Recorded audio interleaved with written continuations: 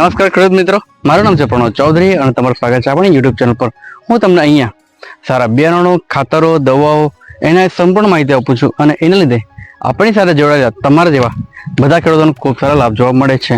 તો છેલ્લા 3 દિવસથી જ આપણે વિડીયો અપલોડ કરીએ છીએ આપણા માર્કેટ રેટ ભાવ, ભીંડાનો ભાવ. તો એમાં ખૂબ સારો તમારો સપોર્ટ મળે છે, બદલ તમારો ખૂબ ખૂબ ધન્યવાદ. Thank you so much everyone કે આટલો સપોર્ટ કર્યો તમે. હવે આજે આપણે ફરી પાછા ભીંડાના પ્લોટમાં આપણે ઊભા છે, તેમાં શું પ્રોબ્લેમ છે અને એ પ્રોબ્લેમને આપણે કઈ સોલ્યુશન લાવી શકીએ, કઈ દવા આપી શકીએ, કઈ ખાતર આપી શકીએ, જેથી આ જે પ્રોબ્લેમ છે એનું સારું એવું નિરાકરણ આપણે કરી શકીએ. તો આ વિડીયોમાં આપણે આ જ જાણીશું અને માર્કેટનો ભાવ જે છે, રેટ છે, તે આપણે બીજા વિડીયોમાં આપણે એડ કરીશું. આ વિડીયોમાં ફક્ત અને ફક્ત આપણે જે ભીંડા છે એમાં કયા ડિસીઝ છે અને આ રોગ સામે આપણે કયું ખાતર નાખવું છે એના વિશે આપણે અહીંયા જાણીશું. તો ખેડૂત મિત્રો, અત્યાર સુધી તમે ચેનલ સબસ્ક્રાઈબ ના કર્યું તો કરી દેજો અને વિડીયો કરી દેજો લાઈક. તો ચાલો આપણે વધીએ આગળના વિડીયોમાં. ચાલો, તો ખેડૂત મિત્રો, અહીંયા તમે જોઈ શકો છો અહીંયા સારા એવા ભીંડા આપણે પ્લાન્ટેશન કર્યું છે. લગભગ તો 1.5 કિલો સમથિંગ હતા, પણ અમુક ઘણા એવા મરી ગયા, જેને લીધે લગભગ આવતા 1 કિલો જેવા ભીંડા અહીંયા છે. બરાબર, આમાં મેઇન સમસ્યા શું છે તમે બતાવું. આ જો મેઇન સમસ્યા આ છે ફૂગની. બરાબર, આ નવી ફૂગ અહીંયા પડેલી છે લાલ કલરની. બરાબર, આ ફૂગ છે.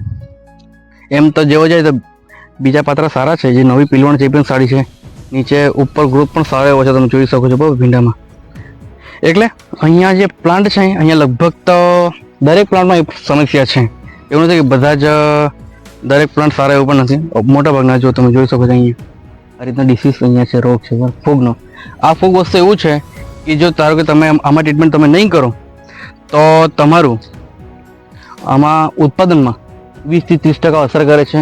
તો આના માટે આપણે કયું ખાતર નાખવું છે જેથી આપણા જે પાંદડા છે એમાં સુધારો આવી જાય. બરાબર, અને સાથે સાથે પ્રકાશ સંશ્લેષણની પ્રક્રિયા એ ફાસ્ટ થઈ જાય અને એના લીધે સારા એવા લીલા પાતળા કમ્પ્લીટ થઈ જાય અને એના લીધે છોડ ગ્રોથ સરસ પડી લે.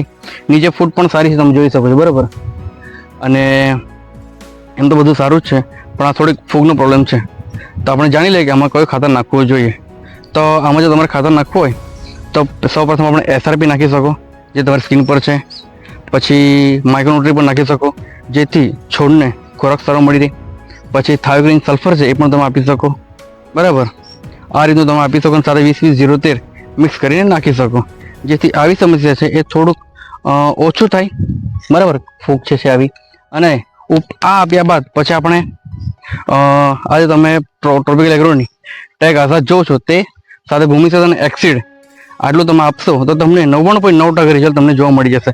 કારણ કે આપણે ગયા વર્ષે સારું એવું આમાં રિઝલ્ટ લીધું હતું, ઘણા જણનું સારું રિઝલ્ટ મળેલું એના કારણે. બરાબર, તો આ સમસ્યાનું આ જે સોલ્યુશન છે એ મેં તમને આપ્યું, એ તમે યુઝ કરી શકો. અને અહીંયા આપણે આ પ્લાનમાં આપણે અહીંયા આ જ ખાતર અને આ જ દવાને આપણે સ્પ્રે કરીશું અને ખાતર પણ આ જ યુઝ કરીશું, SRP9, માઇક્રોન્યુટ્રી અને થાયોગ્રીન. બરાબર, અને આમાં બીજી સમસ્યા પણ એક છે, જે હું તમને બતાવું કે નીચે જે મૂળિયા છે એમાં ગાંઠ આવી જાય છે. તો એના માટે કયું નાખવાનું એ પણ તમે સ્ક્રીન પર જોઈ શકો છો. બરાબર, તો કેવી ગાંઠ છે હું તમને થોડીક બતાવી દઉં. આ જુઓ, આ જે છોડ છે એમાં અમે ઉખડેલો છે, જોઈ શકો છો આ રીતની ગાંઠ આવી ગઈ છે. તો આવી ગાંઠ નહીં આવે એના માટે જ હું બધાને પેલું વામઝોન છે, પછી માઇક્રોઝા બેક્ટેરિયા છે, પછી હુમિક 4G છે, એ આપણે નખાવતો હોઈએ છીએ, જેથી આવી ગાંઠની સમસ્યા તમને નહીં નડે. બરાબર, અને જો ધારો કે તમારે જમીનમાં થતી જાય તો તમારે ફંગીસાઇડનો તમે આપી શકો, જેથી આનો પ્રોબ્લેમ ના થાય. અને સાથે સાથે માઇક્રોઝા બેક્ટેરિયા જો તમે આપો તો આવી સમસ્યા જોવા મળશે નહીં. બરાબર, તો આ રીતનો પ્રોબ્લેમ છે.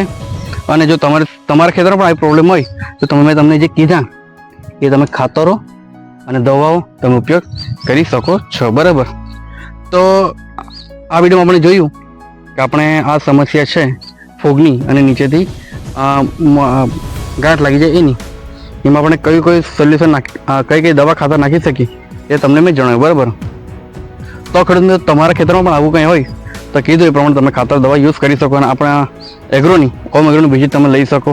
અને જો કોઈ તમારી સમસ્યા હોય તો મને જે વિઝિટમાં ભાઈએ બોલાવ્યા છે એ રીતે તમે પણ બોલાવી શકો. પોતાની પર્સનલ ચોઈસના હિસાબે એ કેમેરામાં નથી આવતા તો આપણને કંઈ વાંધો નથી, તમે પણ ના આવો તો ના આવી શકો. બરાબર, પણ મારી જે તમને જણાવવાનું છે સમસ્યાનું અને તેનું નિરાકરણ એ હું તમને રજૂ કર્યું. બરાબર ખેડૂત મિત્રો, હું આશા રાખું છું કે તમને આ વિડીયોમાં સારી માહિતી મળે છે. તો મિત્રો અત્યાર સુધી તમે ચેનલ સબસ્ક્રાઇબ ના કરી તો કરી દેજો અને વિડીયો કરી દેજો like. Thank you so much everyone watching this video. Thank you.